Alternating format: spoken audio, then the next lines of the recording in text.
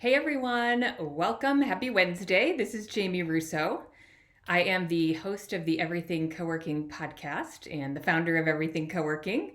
I owned my own co-working space for 8 years, two of them actually, one in Chicago and one in Palo Alto, California.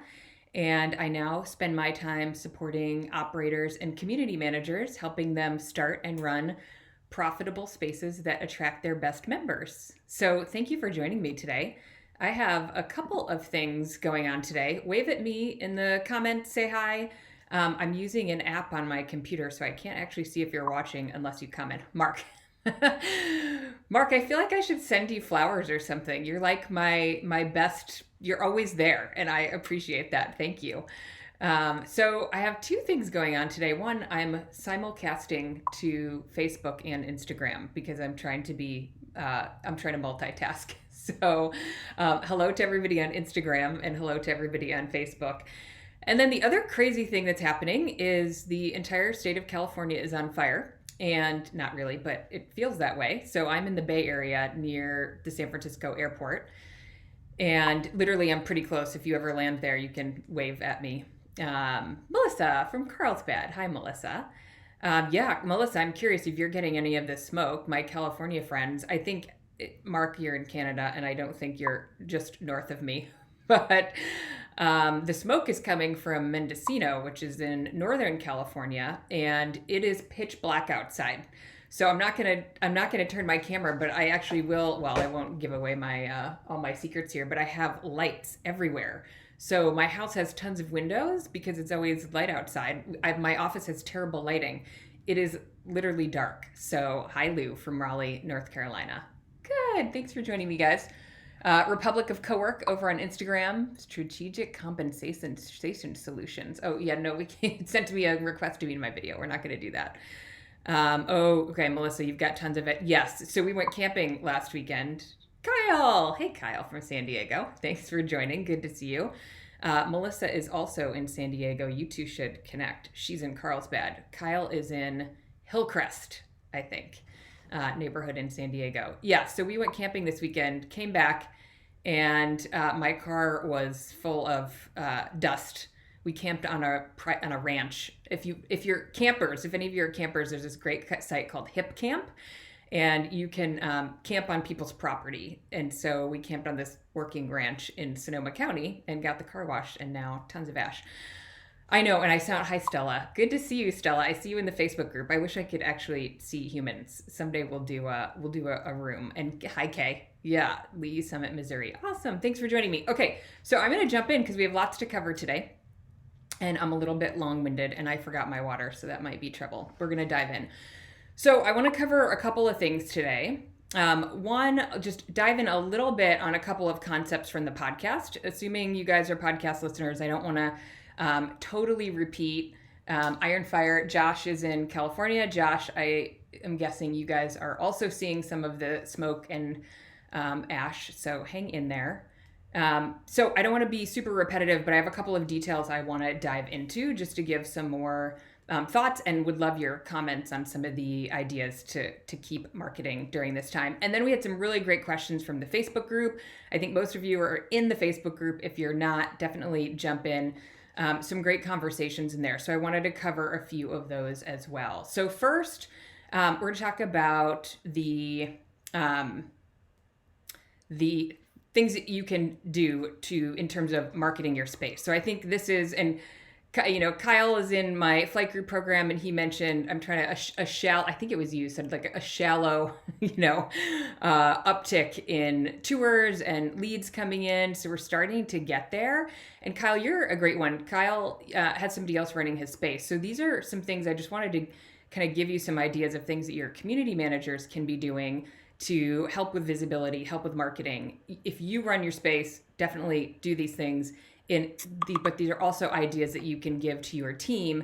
If your team is running your space while you're doing, Kyle has a day job, or other, folks who are working on the business. Kay, I know you're getting the business started, so you're going to start to think about what to hand over to a community manager. So a couple of things. I don't want to talk for too long because I think you guys are preaching to the choir a little bit on your Google My Business listing, but don't leave that alone during this time. I see a lot of folks just not doing anything with it because there aren't very many people in the space, not a lot of photos. What are we doing?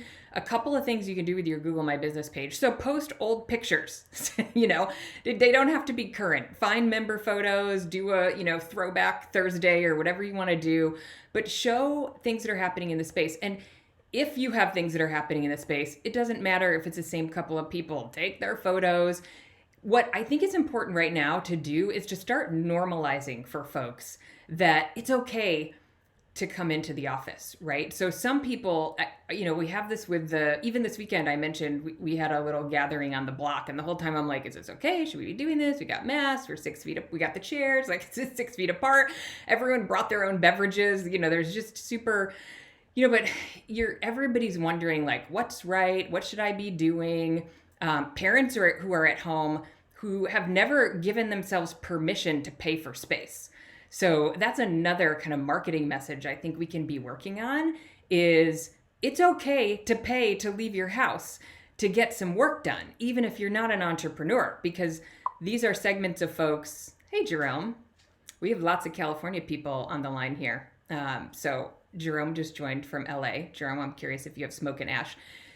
It's pitch black here. Literally, it looks like it's midnight. So normalize the idea that people are starting to come in, and so help people start to get comfortable with that idea.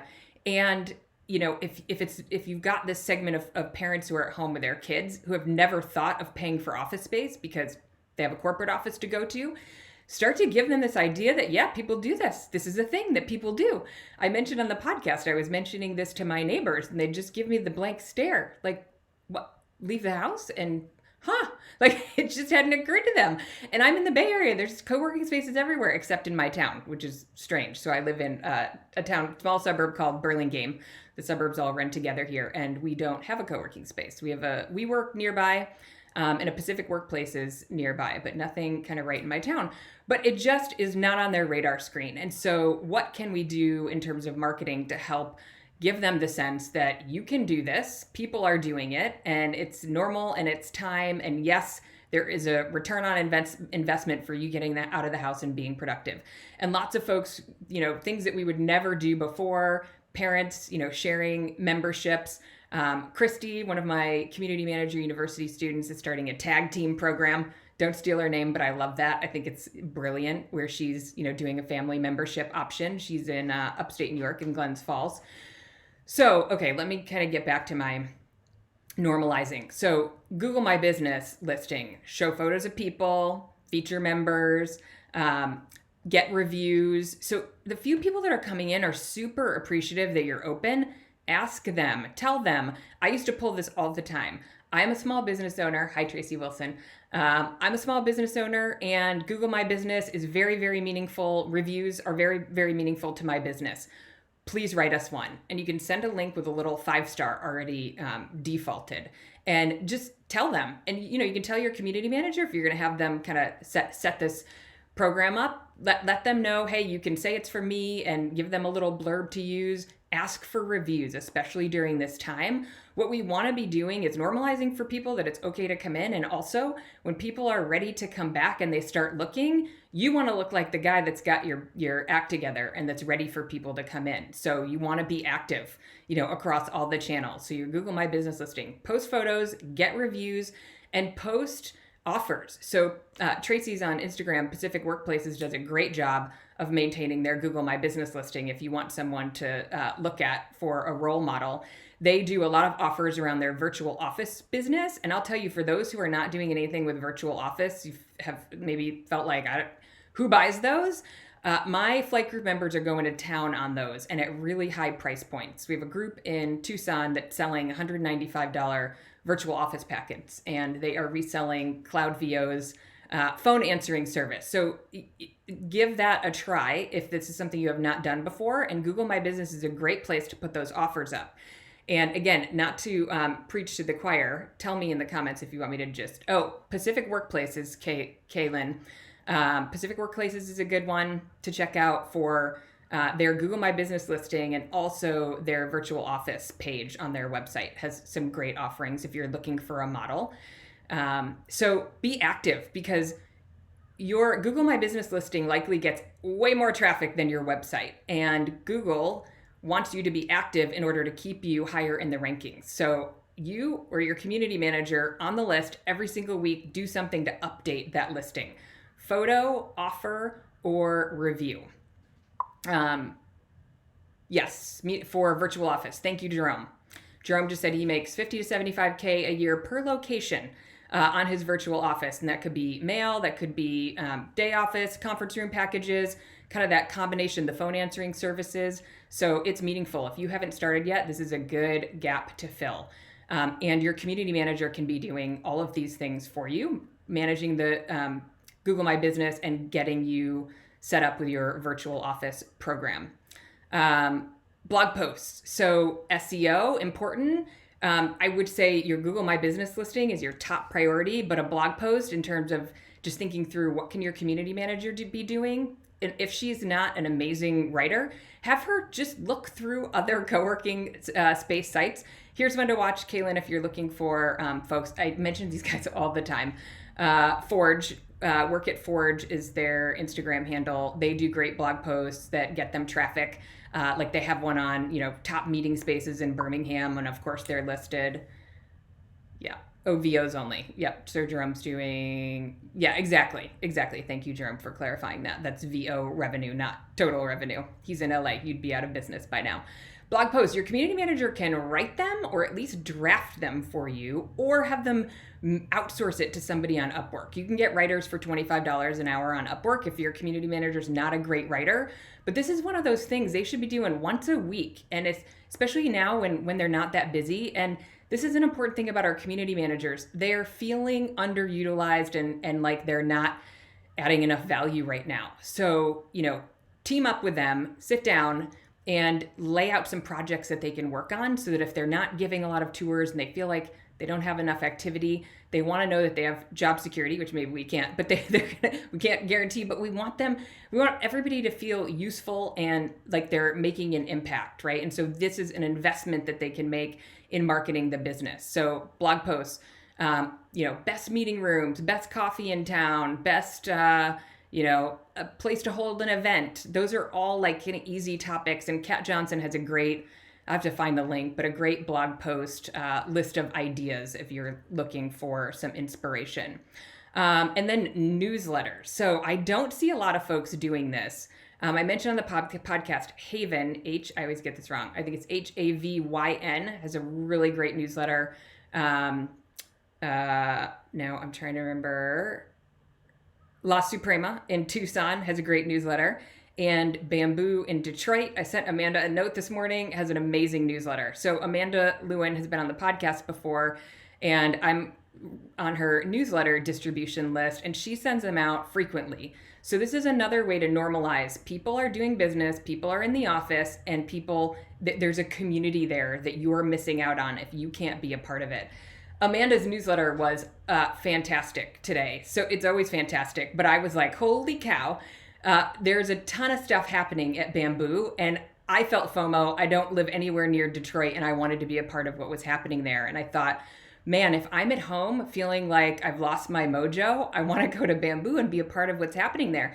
So a bunch of her members are hiring. So newsletter, send one to you can do this monthly. I have a community manager member who does it weekly. I think that's aggressive. So good for her, but monthly is fine. You can send the same version internally and externally. But just note the members only items for the external folks. So if you're hosting happy hour that's for members, make sure that you indicate that so you have uninvited guests showing up.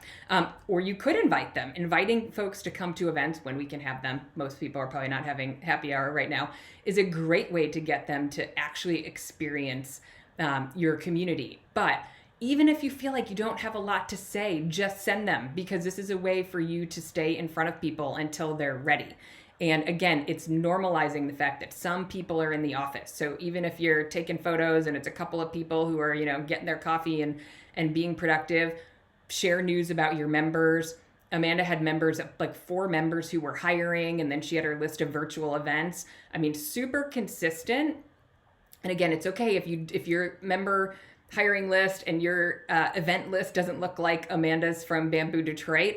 That's okay. Send it anyway. And you just want to start working on building that email list. When people come in for tours, add them to that email list. You're supposed to get their permission. So be careful about that. But you can ask them when they check in for their tour if they want to opt in. And a lot of folks will opt in.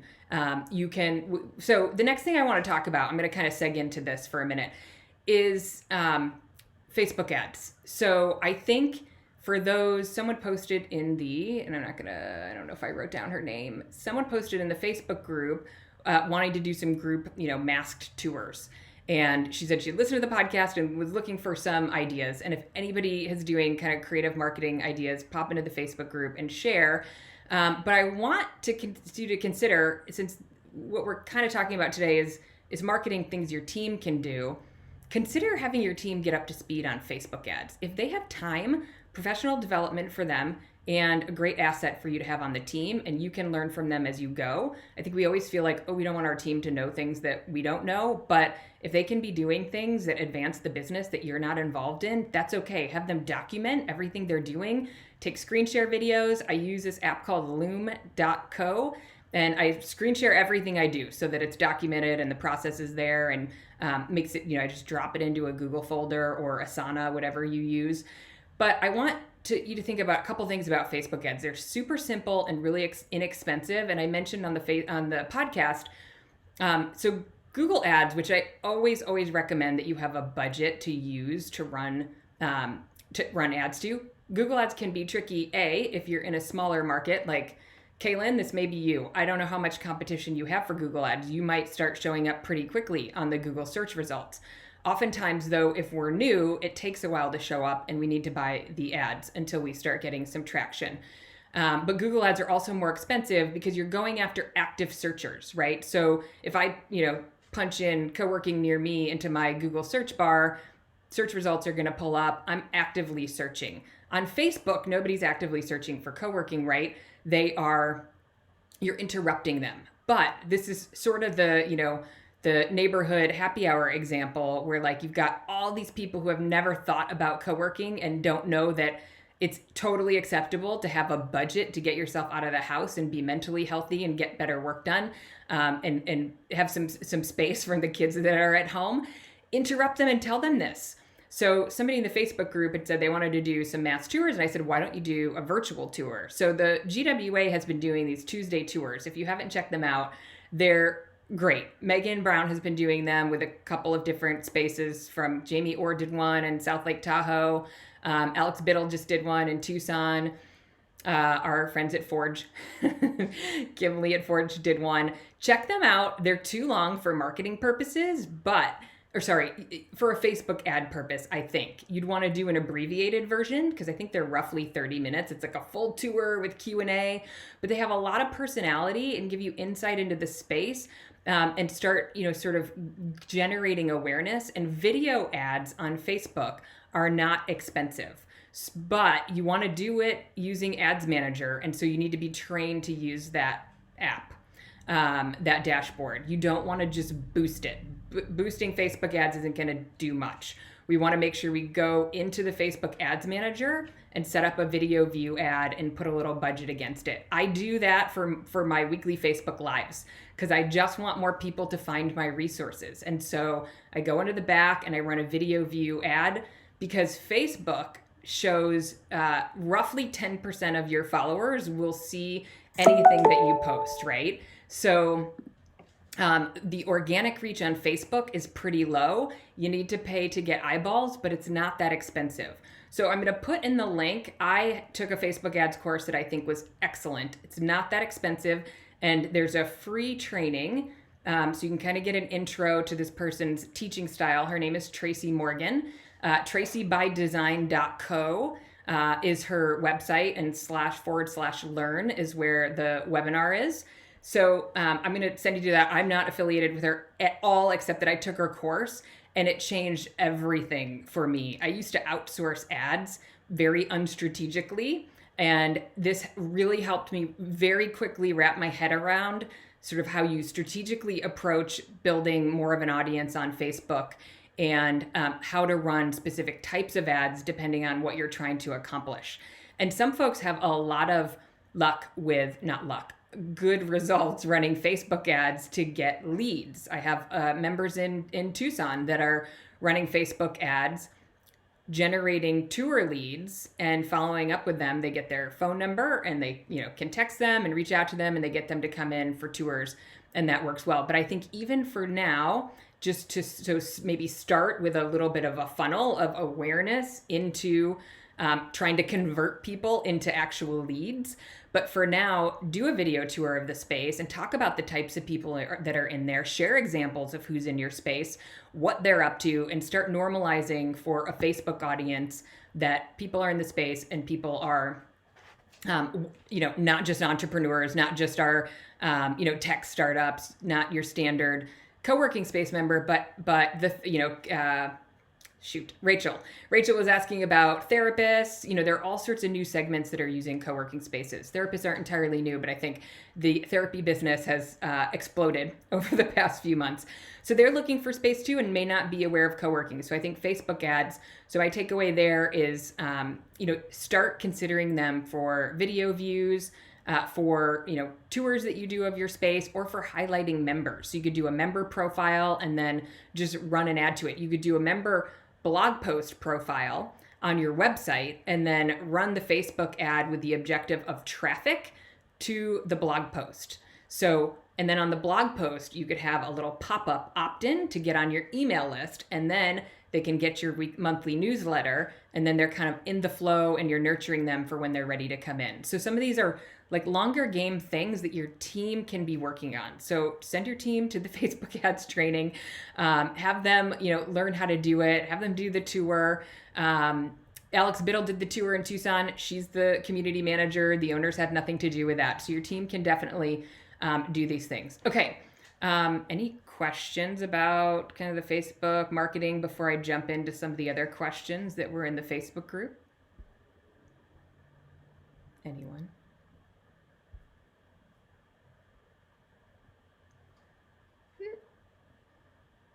Hi, Ramsey. I can see Ramsey on Instagram. Okay, I have to say hi to my Instagram folks. I feel like I'm giving too much love to my Facebook folks. Okay, then I'm going to run into some questions that came up in the Facebook group that I said I would answer. They went on and answered in the group. Andrea Bredesen, she is in Madison, Wisconsin, and she, sneak preview, has agreed, hi Justin, has agreed to do a podcast with me. So there was a big conversation about coffee shops in co-working spaces, which I'm always curious about too. I always hear mixed reviews about how that goes in terms of revenue. So Andrea agreed. Of course, she's a Midwesterner and I love my Midwesterners. She is going to do a podcast and talk about their model because they also have camp space for kids. You should, and I can't remember the name of her space right now, but they're in Madison and Champaign, Illinois. Beautiful space with a lot of amenities that are interesting. So that is coming up soon. But Andrea also asked for a sales flow chart. So I'm going to throw a link to the sales funnel for co-working. So I do a lot of training on the sales funnel. I talk about this a lot in my Community Manager University program so that community managers and owners take the training too, can understand what the sales funnel for co-working looks like. It's fairly simple once you see it, but there are a lot of holes in it. So I talk about the holes all the time and how to fill it. I just did a training for my Community Manager University. Oh, Logic. Thank you, Andrea. I just did a training for my community managers this month on the email sequence to use in your sales process. So from when they schedule the tour to getting them to show up to the follow-up series. That should be strategic and really consistent. And your competition likely doesn't have that set up. And so if you're doing it, then you are going to stand out, which is super positive. So Andrea, I'm going to post kind of an image of the sales funnel. I dive in my community manager program, dive deep into kind of how to manage through that funnel, but I'll give you that image and some tips around the sales funnel. I'll put it back in the Facebook group. Basically, I'll just walk through it really quickly. If you think about the sales funnel, it's about, optimizing, getting people into the top of your funnel. And that's why I like the Facebook ads, right? We're trying to get people to come to our website, kind of get into our environment. And then the next step is to convert some of those people into coming in for a tour or doing a virtual tour, if that's what you're doing right now. So there's a big, narrowing of the funnel from people who know you exist to signing up for a tour. And once we get people, so we want to constantly be optimizing those inputs. Website, that's why I talk about the Google My Business listing all the time, because lots of your tours come from that Google My Business listing. And we need all the inputs into the top of that funnel that we can get. And then the next layer is get them to schedule a tour. So on your website, you need to have a book a tour. It should not be a form that they have to fill out and wait 2 days. We talked, I think I mentioned, Kay shared this. She tried to tour a space and it took a week and a half for someone to respond. That's crazy. That's crazy. Great for you if your competition is doing that, but you and your team, don't wait that long. And that's another thing you can make sure your team's doing, is being uber responsive during this time. Sales funnel. So getting people to sign up for a tour, make that 100% as easy as possible. And then using levers to get people to show up to those tours, text messages, calendar invites, email reminders, and then having a really great tour. We do tour training in my Community Manager University as well, making sure you're asking the right questions and helping people understand what they can get out of your community and what they're looking for and they need, and making that match, and then having an email sequence follow-up process for those that don't join on the spot. So I will post that image. The other question that came up, was an onboarding sequence. So that was Kayla. Kayla, if you're on, drip campaign, onboarding sequence, I don't see, well, Kayla hasn't said hello. Kayla, give me a wave if you're watching, but this is also recorded.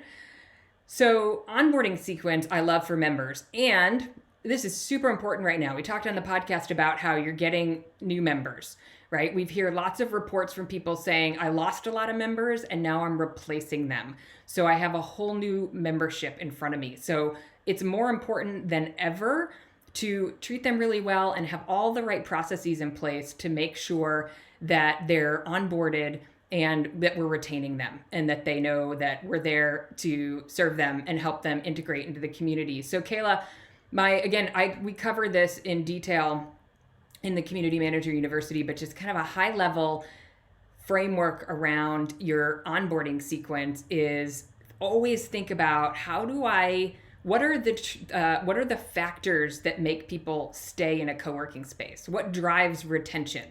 So usually it's that they have access to the things they need. The Wi-Fi is amazing and they can print or they can park or they can make coffee. So kind of the basic things they need to do their day.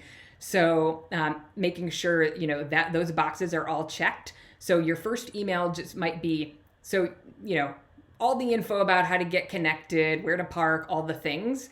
And then you might wait a week and check in personally and send an email. Is there anything that's not quite super easy for you that we can help you with to make sure their basic needs are met?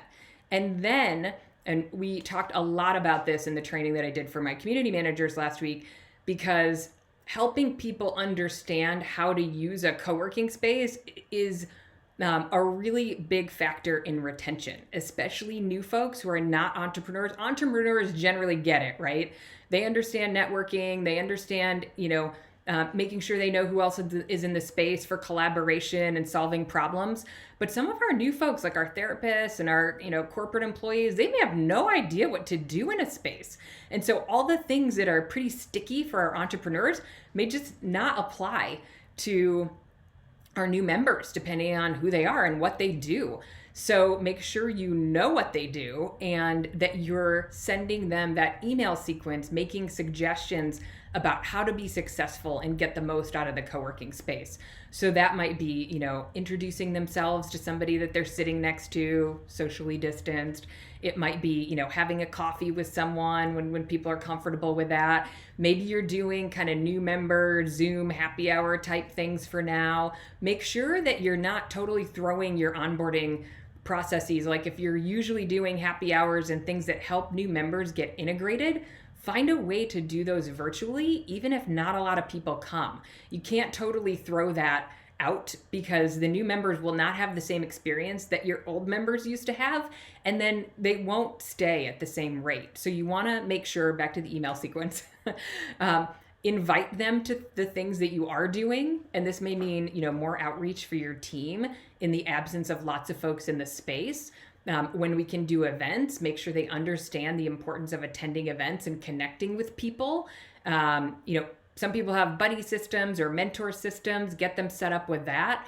But in terms of a framework for that drip campaign, I think if you're kind of stuck on like writer's block on what to do, think about how can I help them understand how to be successful in this space?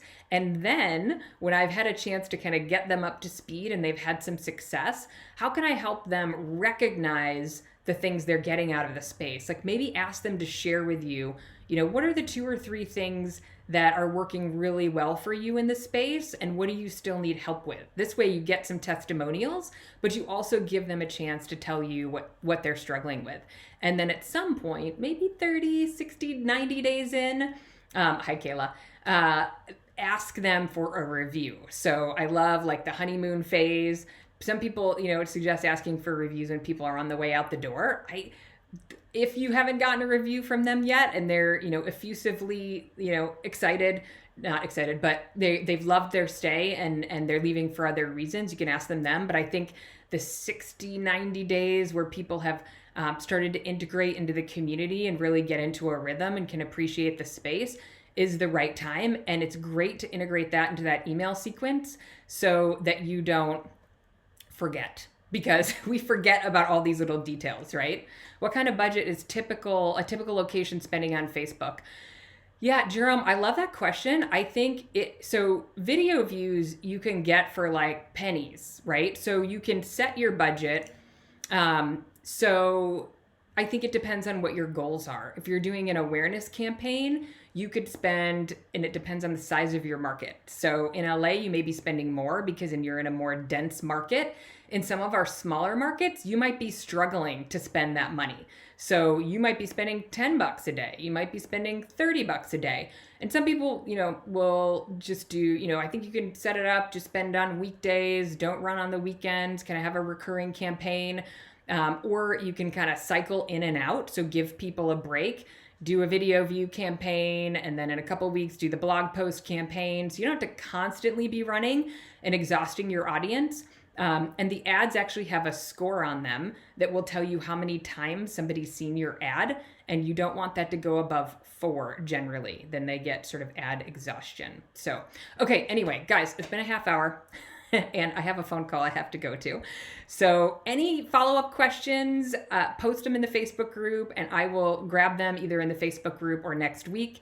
I love the questions and I prefer the interaction. So next time I'll try not to talk so much and have a little bit more time for questions. So great to see you. Hang in there, everybody, and keep marketing. And would love any conversation about Facebook ads that people are experimenting with in the Facebook group.